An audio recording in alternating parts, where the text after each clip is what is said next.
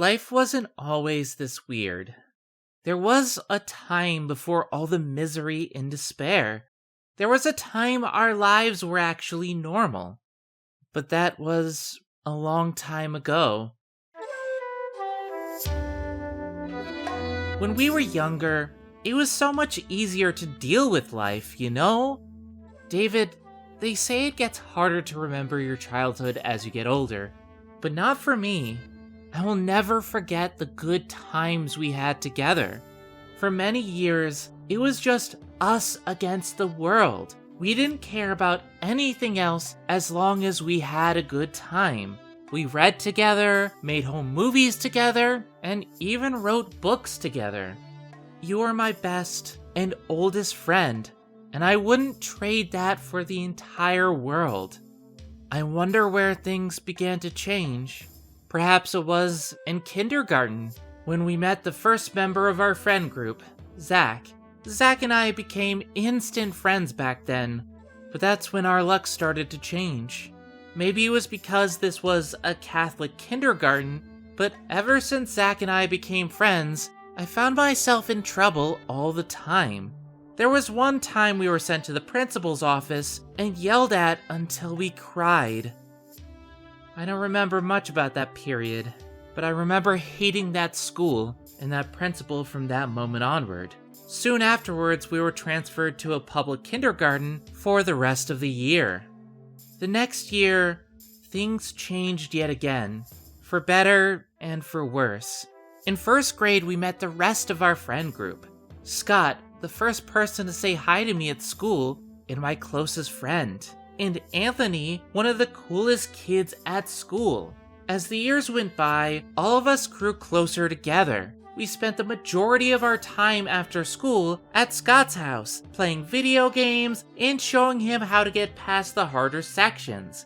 On weekends, we invited Scott to hang out in Zach's neighborhood. We rode our bikes down this hidden path behind our houses that was full of dirt ramps and jumps. After a while, we got Anthony to join us, along with my cousin Sean. Together, the six of us formed a group of friends that I thought was inseparable. We did everything together. We had birthdays together, we went to water parks together, we played video games together, we grew up together. We truly thought our friendship would last forever. In some ways, I guess it did, since I can always remember the good times of those early years. Unfortunately, those memories are just a small portion of what actually happened. Still, that first year was wonderful, and I will always treasure the good times we had. Before the depression started to take hold. Before everything started to fade to black.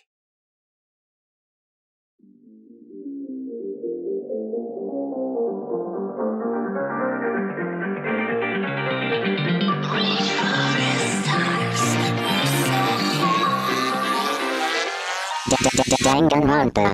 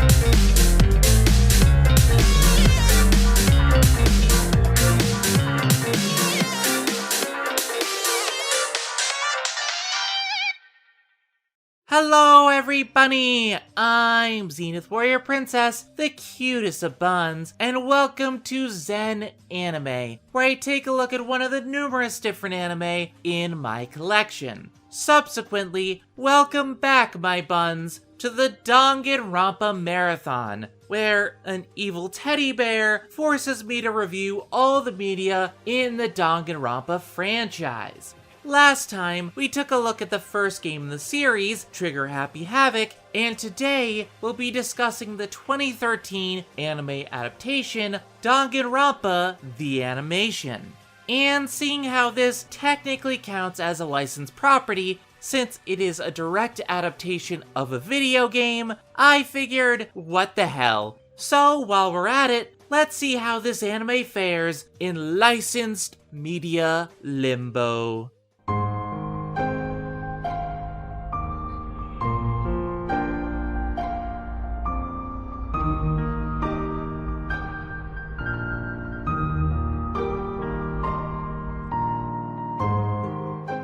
In essence, Danganronpa the Animation is a 13-episode anime adaptation of the first game, which should already raise some red flags, as the first game is a 20 to 40 hour experience.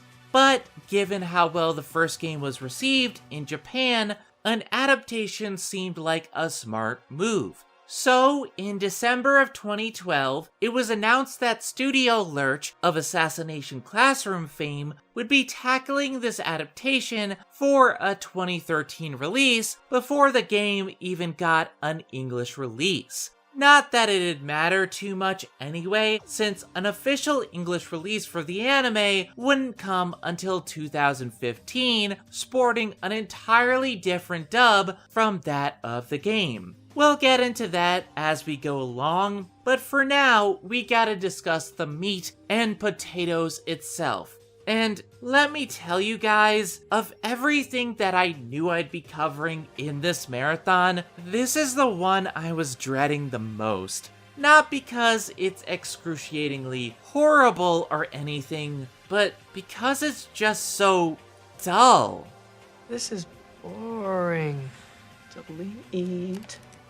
Yeah, I know I'm jumping the gun a bit here, but I've made it no secret already that I'm just not a fan of how Studio Lurch went about adapting the game. Supposedly, the show was only even made as a test to see how the studio could go about making a Danganronpa anime before they went on to make a wholly original show for the franchise, which we got 3 years later with Danganronpa 3.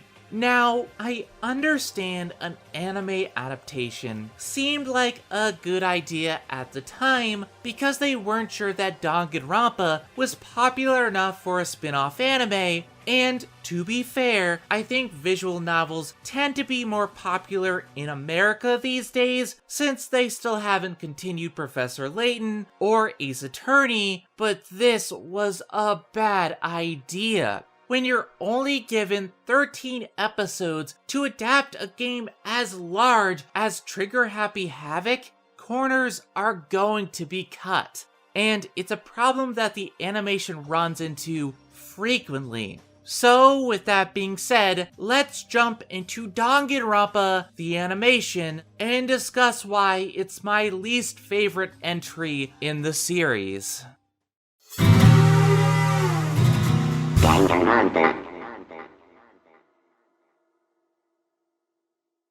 Now, I won't bother going into the story since I already made a 2.5 hour long review of the first game. So I'm going to presume that you've all either seen that or played the game yourselves and jump into how this anime works as an adaptation. With that said, you may be wondering how they managed to fit 20 hours of plot into only 4.5 hours of anime. Well, it's simple really. They took out all of the side content, sped through the investigations via montages, condensed information as much as they possibly could, removed witness testimony and interrogations entirely and cut a lot of integral character moments. Yeah, like I said, bad idea. 13 episodes is just not enough time to focus on everything that's important, and so many events end up being cut altogether, even when they are heavily important to character motivation or the overall theme of the story. In some cases, this does help improve chapters that I didn't like in the game, like with Chapter 3, which helps Celeste's plan make much more sense and removes how quickly she breaks character in this version of the story. The pace is now greatly improved, and the reveal of the killer isn't as obvious this time around. However, in the process, they also exclude details that mean a lot to the story. When Leon is pleading for his life in Chapter 1, they include his argument that everything he did was done in self-defense, but they exclude the fact that he could have stopped when Sayaka locked herself in the bathroom.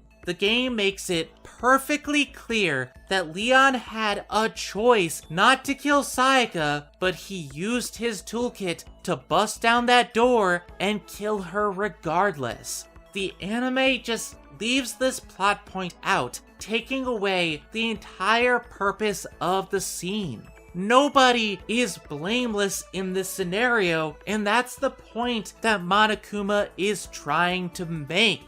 There's also entire character motivations missing in certain parts of the story, like Sayaka not explaining why she wanted to be a pop idol, what she had to do to maintain that idol status, and what it means to her as a person. Without this backstory, her desire to kill Leon doesn't make as much sense, comes out of nowhere, and feels hollow because now we have even fucking less time to care about her death. The same is also true of Kyoko, who has 90% of her character arc and motivation removed from the anime. We get a small bit about her being a detective and her father sucking, but we don't get any of the reason why, and it makes the entire emotional core of her chapter feel weightless.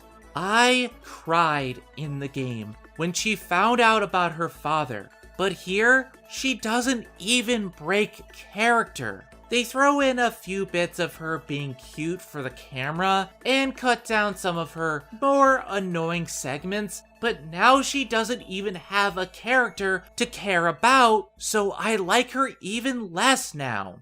It is really telling how bad an adaptation this is when stuff in the main goddamn story is just removed as if it isn't important. This is not how you adapt the story of a video game.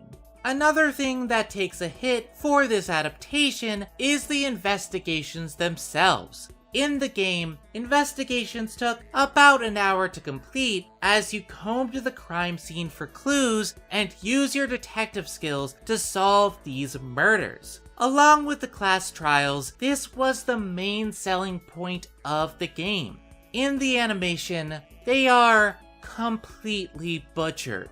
There's no investigation here.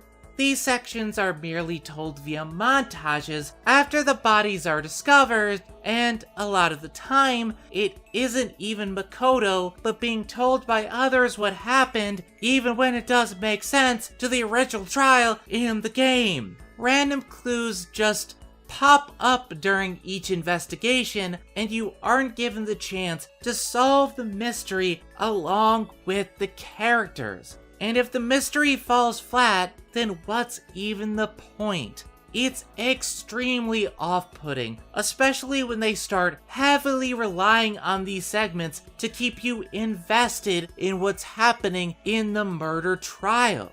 They also keep making baffling decisions here Like how Kyoko arrives before Chapter 5's investigation, which makes zero sense, as her absence during the investigation is what made her suspicious during that class trial. Anything suspicious? Because you think I'm suspicious? With that being said, if there's one thing that the animation does correctly, it's the class trials. The show spends the majority of its focus here, making them interesting even when they are sometimes rushed, and in some cases, I do think it ends up better than the game. The class trials there sometimes went on for a very long time, which led to some of them being a bit too padded. Primarily Chapter 5, I still find it completely infuriating that nearly 20 minutes of the game is devoted to Hagakure trying to prove that Kyoko is a ghost. But Kyoko's standing right there. No, that's a ghost! Shut the fuck up! Like, seriously, dude? What the fuck? That padding is thankfully completely removed from the animation, and we instead get only the pertinent details of each trial. With the added presentation of the animation, class trials end up being a lot of fun and the best part of this anime. However, even these sections end up having their faults with the final closing arguments. They insert the panels as the investigation goes, so you can hardly call it a closing argument. Like everything else in the show, I know that it was done for time, but it robs us of the epic climaxes that the game delivered and ends up feeling odd in how the animation contrasts against what is going on in the trial itself. The story just isn't presented the best overall in this show. It isn't awful, and they keep enough of it in to get the bare minimum across, but it leaves the story feeling bare bones and lackluster for most of its run. The second half is better, since by this point they allowed the full 2 episodes to cover the murder case instead of 1.5, but it's very clear that Lurch rushed the first half of the show simply for the sake of getting to the good bits. When you condense the hour-long prologue of the game into 12 minutes, it almost starts to feel like an abridged series, which is funny since that's what it eventually became. While it was sadly discontinued after Chapter 3, Danganronpa Abridged by Faulero is an excellent parody of the first game's story. Much like Yu-Gi-Oh! And DBZ Abridged, Danganronpa Abridged does a good job taking the characters we know and love and adding hilarious new twists in an attempt to streamline the plot. Hands off the artificial intelligence. If either one of you so much as looks at it, so help me, I'm going to crush your collective testicles like grapes. Where the hell is it? To be perfectly honest, I think Danganronpa Abridged is a better adaptation since it kept all of the relevant details of the game, even with all of the jokes. Go on, throw bits of evidence at the screen with no real explanation. Screen? Togami, are you okay? Never better. Unfortunately, the Abridged series was discontinued after only 6 episodes and taken down due to copyright strikes. All 6 episodes have been re-uploaded, but it's a shame Faulero never got to finish the entire series. Back to the series itself, in addition to the lackluster story adaptation, the characters of Trigger Happy Havoc aren't handled all that well either. With all of the free time events removed, it meant an enormous amount of the character development was omitted, given how reliant the game was on those events to make you feel for these characters. Their sacrifices and struggles are only important if you understand what drives them. So with all those backstories gone, what reason do we have to care for them? You don't get to know Taka, whose big developments only happen in free time, and Hina, whose character is complemented so well by these events. Hell, even people like Celeste and Hifumi feel worse here because the free time made them slightly more likable. Yes, you still get Sakura and her sacrifice. Yes, you still get Mondo and his backstory. Yes, you still get Chihiro and his character struggle.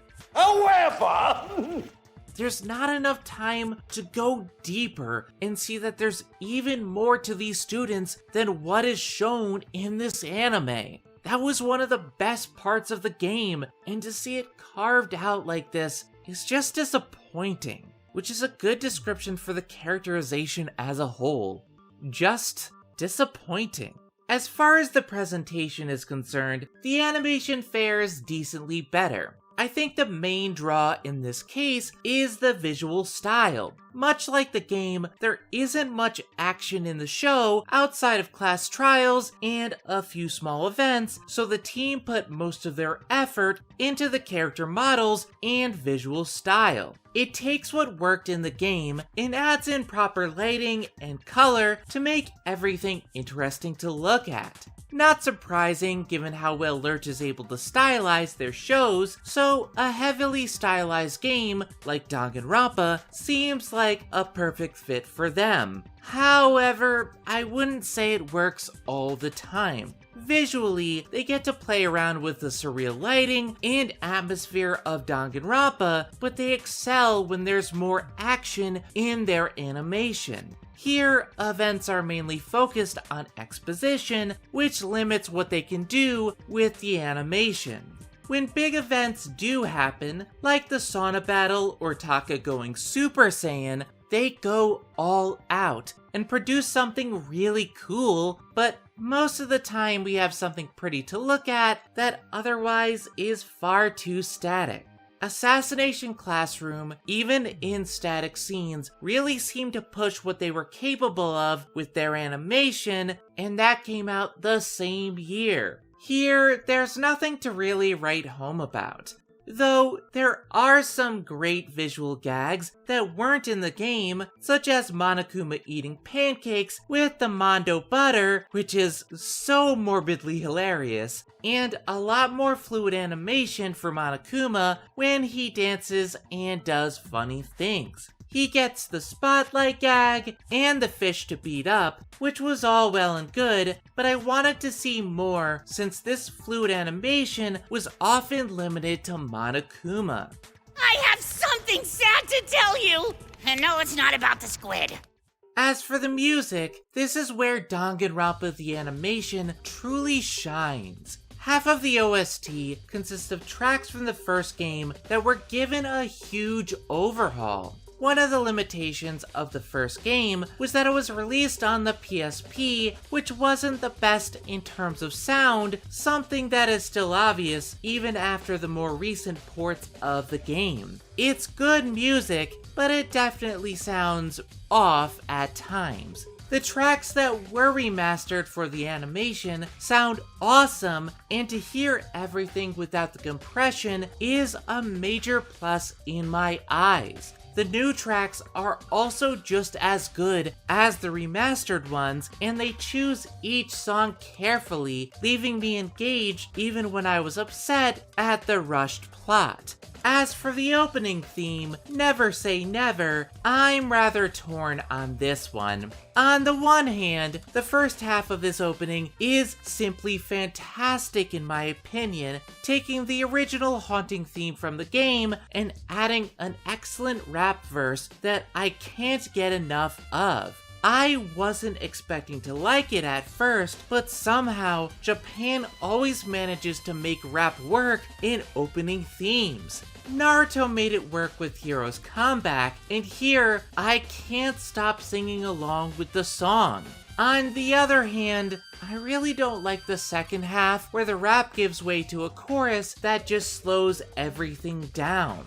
The flow of the opening grinds to a complete halt, and I end up wanting to skip to the end of the song. Part of the problem is the lyrics to the singer's portion. When you have phrases like, beat the twisted evil things, it feels like something was lost in translation. It just doesn't mesh well with the first half of the song, and while while I love the opening as a whole, I usually skip the second half. There's technically a second theme song in the show known as Monokuma Ando, but it's only used for episode 4. It's a reference to Doraemon and features a similar style to those types of openings while using bullet time battle as a visual aesthetic. And I'm sorry to say, but I think it's kind of bad. It comes right the hell out of nowhere. It's extremely weird, and I'm not entirely sure why it was done for only this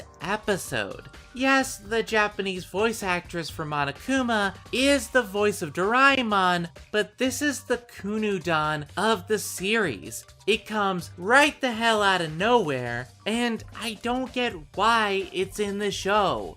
But hey, if you like Doraemon, then this is a decent nod, I guess. I don't know, I prefer the joke in GTO myself because it better fits the aesthetic of the show and it actually had a purpose. Then there's the ending theme song, Zetsubose Hiro Chiryoyaku, which is simply fantastic. I almost feel like this should have been the opening theme because it just has this energy about it that gets you pumped for each episode. The cool thing about it is that it changes as the show continues. Every time a classmate is killed, they're added to the photo in the ending, and their name is crossed out in the end credits. This theme is just a lot of fun, and one that I never skip simply because I enjoy it so damn much. Heck, me and Phil love it so much that it's been the credits theme for the Bun Squad for the past 10 or so episodes. It really is quite the bop. Only problem is that they often have this theme song in the background to save time, which is a bit frustrating. I know it's common to do this maybe once or twice in a particularly important episode of an anime, but they do it so often in the first half for whatever reason that it becomes distracting. Now we come to the voice acting. I have some things to say about the English dub, but to start off, let's discuss the Japanese side of things. I never talked about these performances in the Trigger Happy Havoc review since I play the games exclusively in dub, but needless to say, the sub is very solid, giving the most consistently good performances and staying enjoyable the entire time. However, it's a very safe language track since many voice actors are in standard roles for them. Granted, unlike the dub, the Japanese voice actors are consistent for most of the series for the anime and games, so they do tend to fit the characters at least. However, if you've been following voice actors as long as I have, you tend to notice typecasting here as well. For example, Kazuya Nakai, who you may remember as Zoro, and Zap Renfro voices Mondo in Danganronpa. This isn't a bad thing for the most part, since Nakai brings his all for the role and is excelling as Mondo, and the same applies for other characters as well. Miyuki Sawashiro is a delight as Genocide Jack. Celeste honestly sounds better for me compared to the game since she doesn't break character, which I might be alone on, and Megumi Toyoguchi is amazing as both Junko and Muguro. It's just that the sub never tries anything too risky as far as its performances are concerned. And while that doesn't hurt it by any means, it feels as if it could have been slightly better than what it was. The biggest standout for me was Nobuya Oyama as Monokuma, who was completely off the rails and very different from what I was expecting. Oyama brings a very different energy to the role and shows how absolutely bored the mastermind is even when he's dancing and mucking around. She has this strained, nonchalant tone to her voice, like none of this really matters, and I really love that choice. Unfortunately, she no longer plays Monokuma due to her obtaining dementia in 2015, which is a shame since she was the absolute perfect choice for Monokuma. Especially when you consider that the role is the complete opposite to her most noteworthy role of Doraemon. As someone who has seen dementia firsthand, since my grandfather had it near the end of his life, it is not an easy thing, and I wish her and her family all of the best. Overall, though, the sub is very enjoyable to listen to, even if I think they could have taken these roles a step beyond what they offer.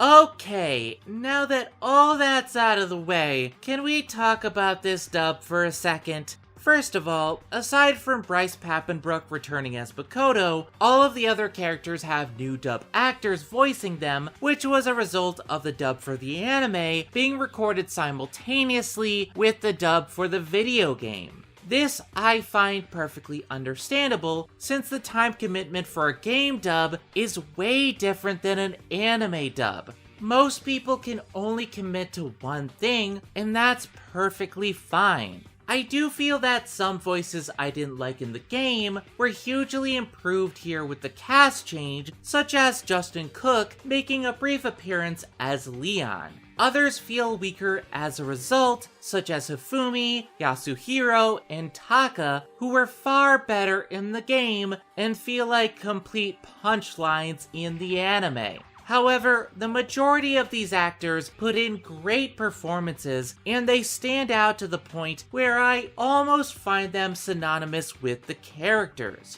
The animation was directed by Christopher Bevins, and he did a good job bringing out the most in this cast while staying true to the spirit of the Japanese sub. The one major difference here, though, is Greg Ayres as Monokuma. I hated his performance at first, since I only had the game as a reference point, but as time has passed and I've seen numerous different interpretations on Monokuma's voice, thanks to several different fangan projects and different dubs, I actually really like it now. Brian Beacock is great in the games, and is possibly my favorite of the Bear's three main voices, but at times he could be a bit grating to listen to. Greg Ayres isn't perfect, but I feel he gives an interesting new perspective, with Chris Bevins stating on the Blu-ray commentary they wanted to have him give off the vibe of a creepy Beetlejuice, and I can completely see that in this performance. He doesn't replace Brian for me, but some of his lines are delivered perfectly, and I find them completely hilarious. So, the dub overall sounds like another solid piece on Funimation's track record, but what really has me conflicted on it and makes me struggle recommending it to a new fan is the dub's actual script. It was written by J. Michael Tatum, who is very hit or miss in my book. He's capable of doing great work and has done so on shows like Attack on Titan and Assassination Classroom, but there are times where he will insert modern lingo, jokes, and slang that date the material and feel extremely out of place. They don't sound natural, and that is the biggest sin in my book. Now, I want to go on record that inserting slang into a dub is not a bad thing most of the time. I am a huge advocate for both dubs and subs because sometimes people do have a preference, and I feel the translation debate gets blown out of proportion way too easily. A few bits of slang here and there to modernize it is fine, or some terminology that a character would use, like cray-cray or something befitting the character. These are all fine, and I don't care if these are used in moderation. However, when it takes over the entire dub, regardless of character, is when I start to have an issue. The very first line in this dub is, Heck yeah! Prime real estate much?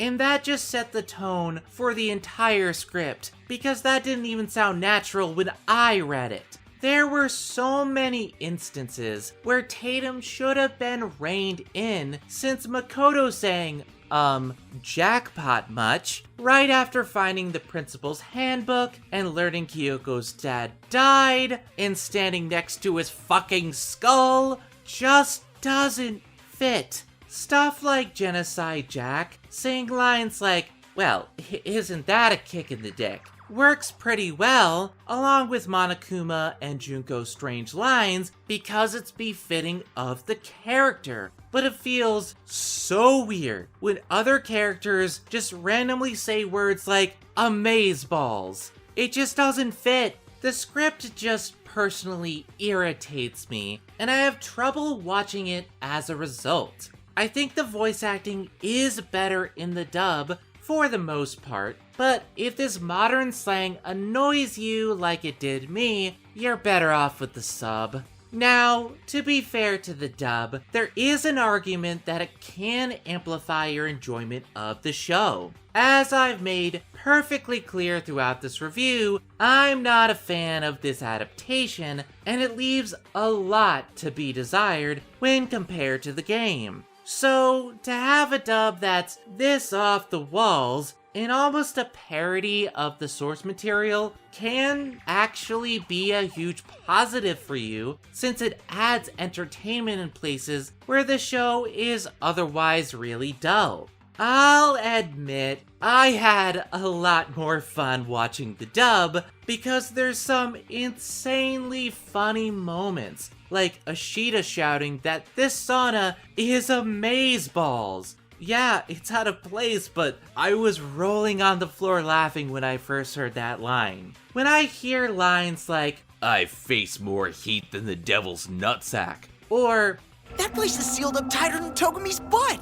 I'm laughing my ass off. The dub is fun for laughs and is quite hilarious, but it's all going to depend on what you're looking for and what your thoughts on the show already were. While I enjoyed the dub to a certain extent, I did laugh quite a few times, I'm also of the belief that a good dub can also improve crucial story moments due to how the lines are delivered. This dub had the chance to do the same, and instead opted to go the Ghost Stories route, which for a lot of people is going to be disappointing. With that being said, there is a reason for this. At the time of recording the anime dub, the game was not translated yet, so the only info Bevins had to go off of was the Japanese sub of the anime. In the commentary track, Bevins described the show as gallows humor and murder for the sake of murder, which describes the anime to a T, but not the source material. Because Bevins only had some of the information available, he viewed it as a dark comedy and approved Tatum's more comedic script and voices for the characters. He was literally working with only part of the information, and so he had no idea that he was making something that was a poor adaptation. I mean, it's an excellent adaptation of the Japanese sub, but that's not what we needed. In addition to this, he wasn't fully prepared for the size of the cast. When it came to casting Hagakure, Bevins said, and I quote, "Hey, I needed to fill the booth. There's no bit parts here, I guess I'll fill in for this guy." He even said he went full-on Ted Theodore Logan for the role to emphasize the dark comedy that was happening around the character. I am not a fan of Surfer Hagakure, but I understand why he did it, and I think his direction makes sense. As for the other casting choices, he cast Monica Rial as Sayaka and Jamie Marchi as Junko because they normally play big parts, and he wanted to go against expectations since they die really early on in the anime. Chris Sabat was cast as Mondo because they viewed him as Kuwabara Extreme and felt like he would do great in the role. And while I do agree there, this is another bit of typecasting because he tends to play a lot of the roles that Kazuya Nakai plays. Like, he is typecast in Kazuya's types of roles. It's always the same thing. And when it comes to Sakura and Chihiro, they had opened up the roles for both men and women to audition. All of this doesn't do too much to change my thoughts on the dub, but it does shed some light on it, which I very much appreciate. I don't think Tatum or Bevins are to blame for this dub, since if you view this in a vacuum, it's really damn funny and enjoyable. Still, as a friend of mine has stated, Danganronpa the animation walked so that Assassination Classroom could run. The only other thing to note here is that the script does stay more true to the Japanese version when it comes to the characters' names. In the sub, characters are referred to via their last names, which is why you'll see plenty of Danganronpa fans doing the same, since remember, many people first experienced the series by playing the fan translation of that first game on PSP.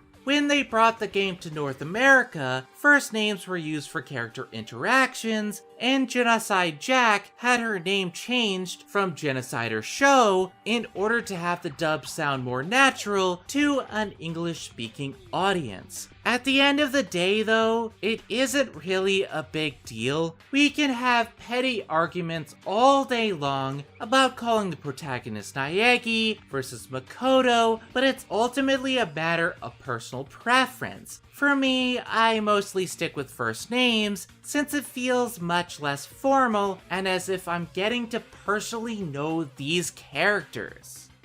In the end, I have a very hard time recommending Danganronpa the animation. Fans of the original game will be disappointed at best, and furious at worst. There are some parts that do work, but if they truly wanted this anime to sell, they needed to make it a full 25 episodes to show off the free time events and investigations. As it stands, I just do not care for it. It was a slog to sit through the show twice, and the only reason I even bought it was for this review and to complete my Danganronpa collection. And that's not counting the other time I had to review it for the old channel.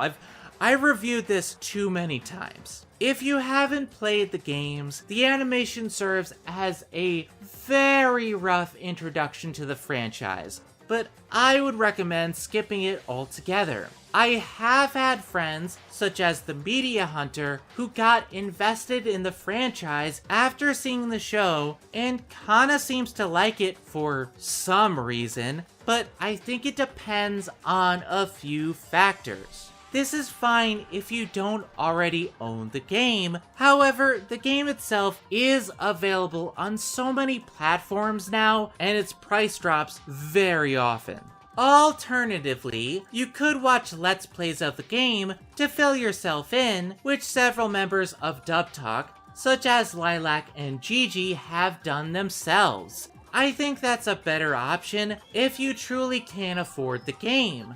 However, if it's time that's your issue, Danganronpa the animation may be worth it simply due to the fact that it's only 13 episodes and 4.5 hours. You can breeze through the anime and get a large portion of the information very quickly, so if you aren't sure if you'll like this type of franchise, try giving the anime a watch first. Still, in the end, I'm going to have to give it Chiaki's stamp of meh, since there are just too many other better options to choose from over an adaptation that just does a disservice to the game's story. When it's watered down to its core like this, there's nothing to really separate the show from other killing game media such as Enigma or King's Game, and Japan is absolutely littered with these types of anime and manga and video games. It's a huge staple over there, and without the strengths that the Danganronpa series brings to the table, it's just a very generic show you could find at any vendor in Japan. And as such, Danganronpa the animation becomes the first thing we reviewed that won't be passing licensed media limbo. Just meh. The show is currently licensed by Funimation and is available for $25 on RightStuff.com. In terms of extras, Danganronpa the animation is pretty bare bones. There is commentary for episode 1, but other than that, we only get clean opening and ending themes and trailers for the anime, which are both standard inclusions by this point. If you must buy this series, I would wait for a price drop. Another way to support it though, is to check out the Funimation Now service on Funimation.com. Here you can find all of their anime dubs streaming legally, most of which are free to watch, and it's only $5 for a subscription to watch the rest of their dubs. In any case, I'm Zenith Warrior Princess, the cutest of buns, and I will see you all next time. If you like what you see, don't forget to like, comment, and subscribe so that you too can join the Bun Squad, my legion of cute, fluffy bunnies that enjoy my videos. And while you're here, please consider supporting me on Patreon. Special thanks to Kyle Huxtable, James Bevan, and Seraphim for supporting the channel already. A reminder, as always, that if you donate $20, you'll have a chance to request a movie, game, TV show, or anime of your choosing for me to review on the Bun Squad. And as always, don't forget to hit that bell so that you can get notified of every new Bun Squad video. Have a good one, everybody, and watch out for evil bears. They're lurking everywhere, I should know.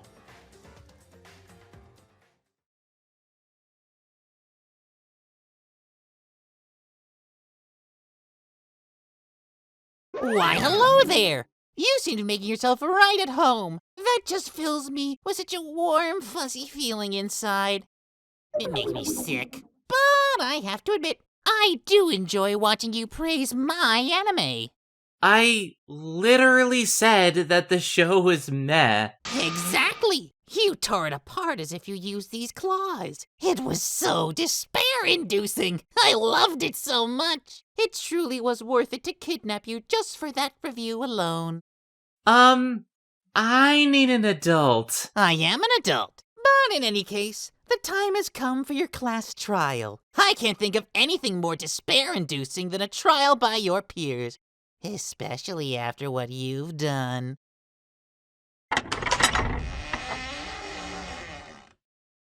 Welcome, everyone, to the first and probably only class trial for the case of Zenith Warrior Princess. I hate to be that girl again, but there's nobody here. Rise and shine, your sign! Welcome, welcome. It's good to have you here on trial, Miss Zenith. We look forward to seeing how long it'll take for you to crack under pressure, but I'm sure you won't disappoint. What, are you kidding? This bastard doesn't look like they'll be lasting 5 minutes of this class trial. Yeesh, Papa really dragged out a soft one this time. Oh, I'm sure you're underselling Miss Zenith there, Minosuke. I'm sure she'll prove to be just fine. At least, I hope she will, because I really would hate to see her blood and guts splattered by the end of all this. What are you talking about? That'd be hella awesome. I can't wait to see her body reduced to nothing but ashes. Or maybe we dunk her in acid and see what the skeleton looks like. I bet it weighs a skeleton. I know. Let's use Monodam as a guinea pig. What do you say, Monodam?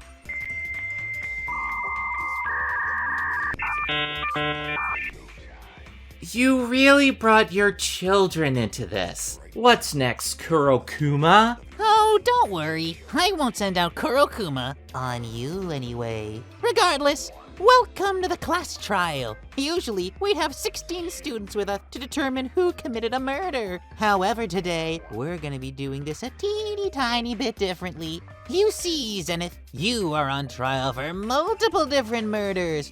Honestly, I should just give you your punishment now and be done with this whole thing already. But in interest of fairness and despair, we'll be giving you the chance to defend yourself for each and every single murder. If you can prove that you aren't guilty of these murders, then you are free as a bird. However, if the court finds you guilty of even one of these crimes, then you will instantly become a Blacken. Which, of course, means punishment time for you, Zenith. Oh, this is going to be so much fun!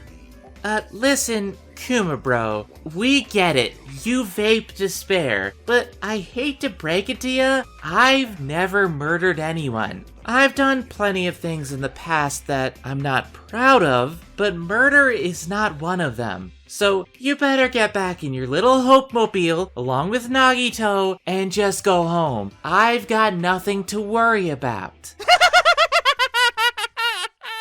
Oh, if you insist, princess. But you better make your case good, because this is a trial of your peers. Monosuke, why don't you set the stage? Sure thing, Papa Kuma.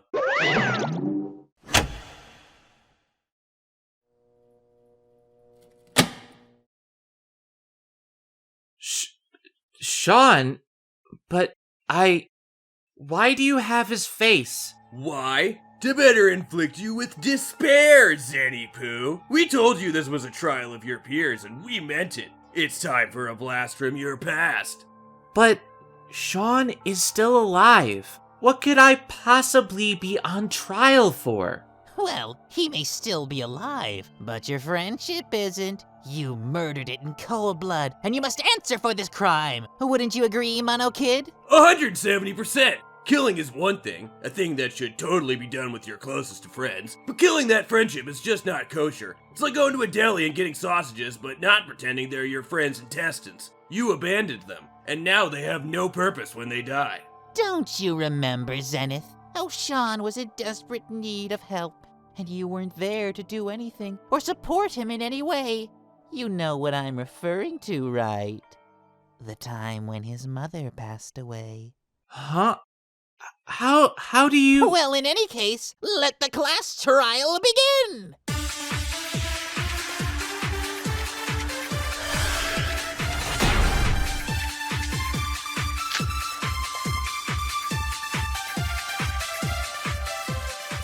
How do you know about Sean's mother? Why wouldn't we know? Papa's got his eyes and ears everywhere. Well, either way, it doesn't matter. Sean is doing just fine for himself. We are absolutely still on good terms. Are you sure about that? After all, are you sure Sean ain't still mad at yous? Or would he still be holding a grudge after you abandoned him when his mother died? Well, where were yous when he needed help the most? Nowhere! That's where! Absolutely nowhere! No, that's wrong!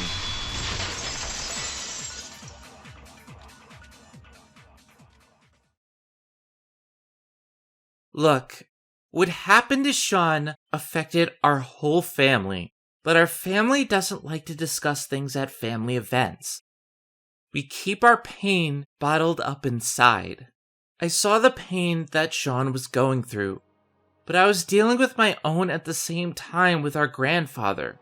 Our grandfather, Big D, had been diagnosed with dementia several years before, and we were all dealing with that. We saw something similar with Sean's mother, but we didn't read the signs because it was different. She was diagnosed with Pick's disease. In just 2 years, she was unrecognizable as Sean's mother. So, you just stood there and watched as he quickly saw his mother die before his very eyes. How despicable can you get? No! I gave him space. I can't imagine the pain of losing your mother, but I know what it felt like to see Big D slowly slipping into dementia. Nobody talked to me about it, and I didn't reach out to anyone because I still needed time to gather my thoughts. It was too painful and too raw. Sean isn't just my cousin. Sean's my friend. I knew what he was going through and what he wanted without needing to ask. He needed time and he needed space. He moved out to Colorado to mourn and figure out what he wanted to do in life. But I knew deep down that this was a fresh start for him. Before he left, I told him I would be there when he was ready to talk. But he didn't call you, did he? That phone call was dead on arrival. When you saw him again, he was using weed to dull the pain and starting his own business without you. Look, I don't know how you got all this information, but you're missing several crucial details. Sean did contact me when he moved to Colorado. In fact, after several conversations, he met up with me in college one week while we were both mourning the death of family members. And do you know what we did together? We both smoked a blunt. We both needed something to calm our minds. We both wanted a fresh start. Part of the reason he moved out to Colorado was because weed was starting to get decriminalized there, and now it's perfectly legal to grow and sell. Weed has some very helpful medical uses, and you better believe I would be smoking it for my joint pain if I didn't have asthma as well. But that's besides the point. We knew we wanted to move forward and break away from our families in a big way. He moved to Colorado, I moved to Minnesota. Like I said though, Sean is still a good friend. Every time I see him at family holidays, we talk like nothing has happened.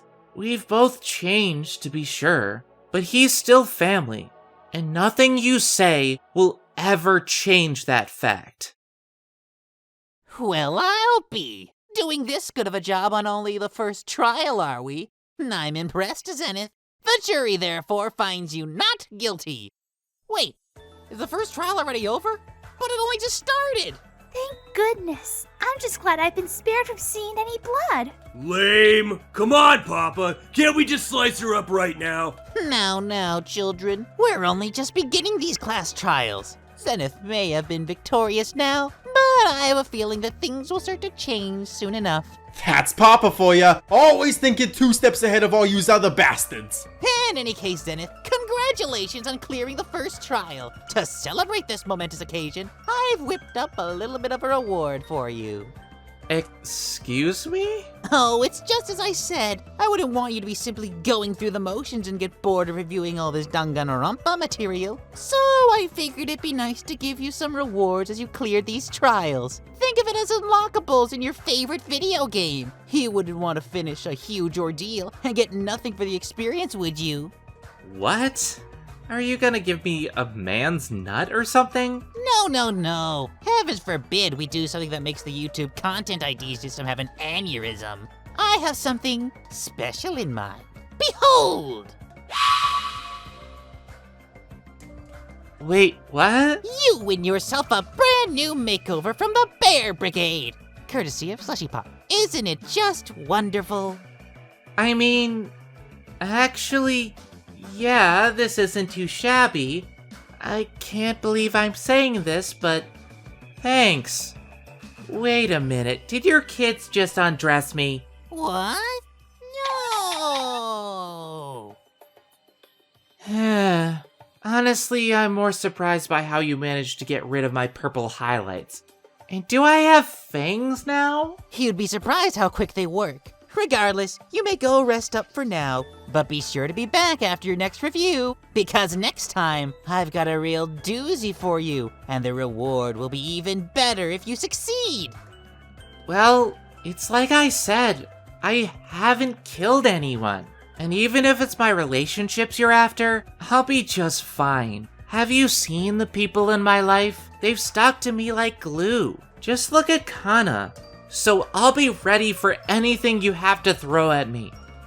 Are you sure about that? Huh? Are you sure you have nothing to hide? Of course I am. Why do you ask? That was weird. What does he mean by that? Do I have anything to hide? Of course not. All my relationships are fine. There's nothing in my past that I have to worry about. right?